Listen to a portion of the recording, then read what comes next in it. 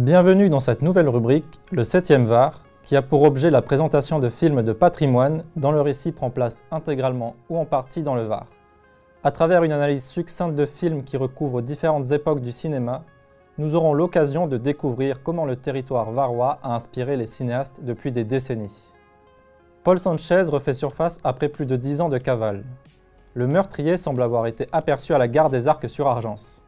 À la gendarmerie, personne ne croit à ses affabulations, sauf la jeune cadette Marion. Paul Sanchez? Oui, monsieur. Ben voyons. Et la bête du Gévaudan, elle a reconnu quand elle s'est regardée devant la glace? Avec Paul Sanchez est revenu, sorti en 2018, Patricia Mazui investit le territoire varois et pose son récit autour du rocher de Roquebrune. Ce rocher, rouge et majestueux comme elle le décrit en entretien, apparaît comme le lieu du mystère, du fantasme, où le fugitif se cache. Marion, une jeune policière pleine d'entrain, voit en la capture de Paul Sanchez son premier fait de gloire, et son obsession pour le meurtrier prend le dessus sur son quotidien banal.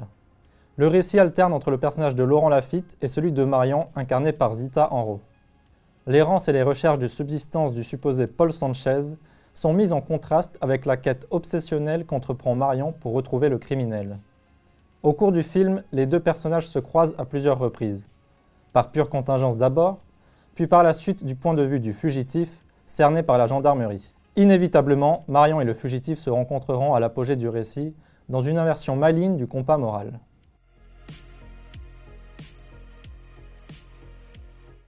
Le rocher de Roquebrune apparaît dès la première image du film, à l'arrière-plan, comme élément reconnaissable qui, à plusieurs reprises tout au long de la première partie du film, se rappelle au spectateur en se rendant visible dans le cadre.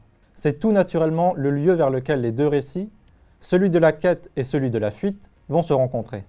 Le rocher, qui regorge de légendes, c'est le lieu où les mythes prennent vie.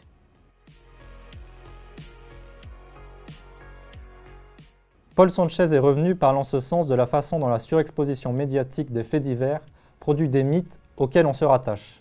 Selon nos confrères de BFM, informés par le correspondant local de Var Matin à Draguignan, Paul Sanchez a été aperçu hier aux Arcs-sur-Argent. On se souvient que plusieurs témoins avaient déjà signalé sa présence il y a 4 ans aux Arcs et à Roquebrune.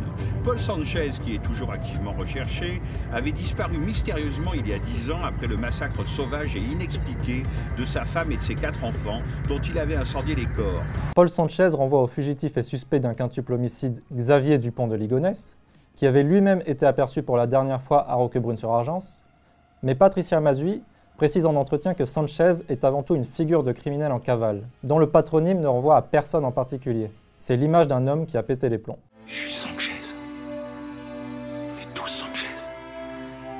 C'est dans ce contexte que l'identité du personnage interprété par Laurent Lafitte se distille au fur et à mesure du récit. L'ambiguïté demeure en partie à cause des obsessions et des fantasmes que les personnages évoquent eux-mêmes. Seulement des on-dit viennent témoigner de la présence de Sanchez. Mais la réalité est moins attrayante que la fiction. Le personnage qu'il interprète est un homme cynique, à la logorée laide et pleine de provocations. Avec son air mal réveillé, je l'aurais buté aussi si j'avais le fusil. Mais je l'avais pas. La pute de boulangère. Il tire en des piscines. Je vais l'aligner celui-là, je vais lui faire bouffer. Je vais lui faire payer tout le mal qu'il y a en lui. Marion, victime de son obsession, participe elle aussi à faire perdurer le mythe du meurtrier en cavale. À tel point qu'une fois la vérité révélée, la jeune femme, face à ses contradictions, n'a d'autre choix que d'aller à l'encontre de sa propre éthique pour faire triompher sa vérité.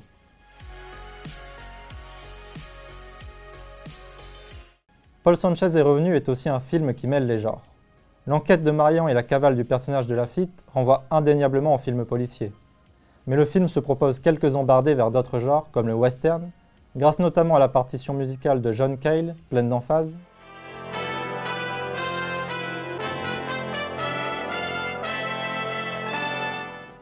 mais aussi à l'omniprésence dans le chant du rocher de Roquebrune et sa couleur ocre qui rappelle les paysages de l'Ouest américain. Alors que la bande-annonce promet un thriller nerveux, le film s'autorise au contraire des détours par l'humour avec une flopée de répliques drôles et absurdes qui viennent alléger le ton du récit. Il n'y a que les cons qui pensent qu'il suffit de réquisitionner les chasseurs pour attraper un fugitif, hein Marion? Le GIGN, je le nique! Beaucoup de commentaires ont signalé la proximité du film avec l'œuvre des frères Cohen et son humour noir qui vise la satire cinglante de la condition humaine. Le personnage paumé joué par Laurent Lafitte dans La Rage semble dirigé vers le monde entier, illustre en ce sens le profond mal-être d'un homme lambda pour qui la seule échappatoire est la fuite. En bref, Paul Sanchez est revenu raconte la façon dont la fiction vient dynamiter le quotidien et la banalité d'un territoire, et comment les personnages gravitent autour d'un fait divers et y réagissent à leur manière. Le personnage de Laurent Lafitte s'approprie l'histoire et en devient un temps le conteur. Marion, quant à elle, se laisse enchanter par l'histoire au point de ne plus souhaiter en sortir.